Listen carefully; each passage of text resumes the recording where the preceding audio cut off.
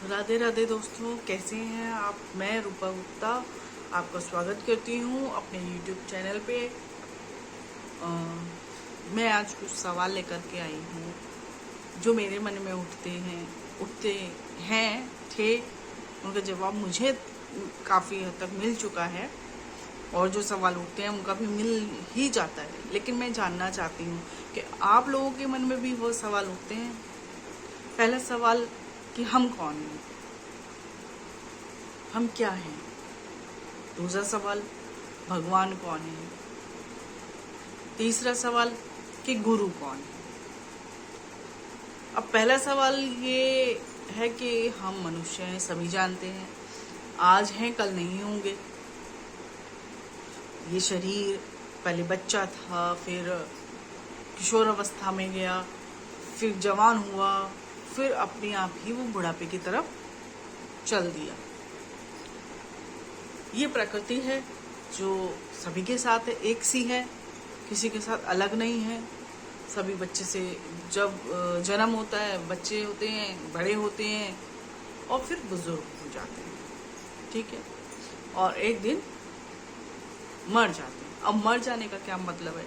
क्या आप मर गए? नहीं, ये शरीर मरा, आत्मा कभी नहीं मरती। ये भी बात सभी जानते हैं कि आत्मा कभी नहीं मरती। फिर भी जब ये शरीर छूटता है तो लोग कहते हैं कि वो चली गई या चला गया। तो कौन चला गया और कौन चली गई, क्या ये सवाल मन में नहीं उठता है? कौन गया एक्चुअली में? ये आत्मा शरीर से निकली, मरी नहीं, इसे दूसरा शरीर मिला और उसमें चली गई। अब हमें क्या करना चाहिए? हम कुछ नहीं कर सकते।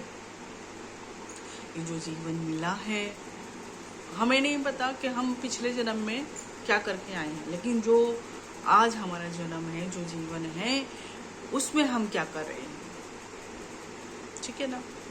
अब बात आती है दूसरे क्वेश्चन की कि भगवान कौन है। सब जानते हैं, सब कहते भी हैं कि भगवान वो है जिसने हमें बनाया, ठीक, सच है। अब उस भगवान ने जिसने हमें बनाया, हम उनको कैसे जाने, कैसे उन तक पहुंचे? अब जिसने हमें बनाया वो हमारा पिता भी है, माता भी है, भाई भी है, बहन भी है और बंधु भी है, लेकिन हम उन तक पहुंचे कैसे? तो तीसरा सवाल आता है गुरु, जो हमारे और भगवान के बीच एक शक्ति है, एक तत्व है जिसे हम गुरु कहते हैं, गुरु तत्व। सभी जानते हैं गुरु के बिना गति नहीं होती, सभी जानते हैं और मानते भी हैं, शायद काफी हद तक लोग मानते हैं कि गुरु के बिना गति नहीं होती। अब कौन सी गति की बात कर रहे हैं, कौन सी गति चाहिए? वो आप पर और हम पर डिपेंड करता है कि हम अपनी गति कैसी चाहते हैं। क्या हम घर के कामों में, पैसा कमाने में, बच्चे पालने में ही व्यस्त रह कर के गति चाहते हैं?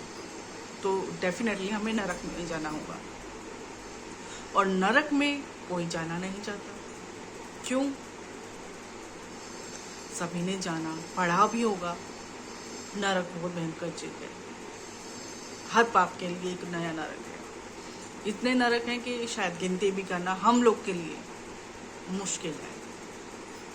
तो हम डेफिनेटली नरक में तो नहीं जाएंगे। तो हमने कोई पुण्य कर्म किए जिसके बल पर हम स्वर्ग जाएं, लेकिन स्वर्ग जाके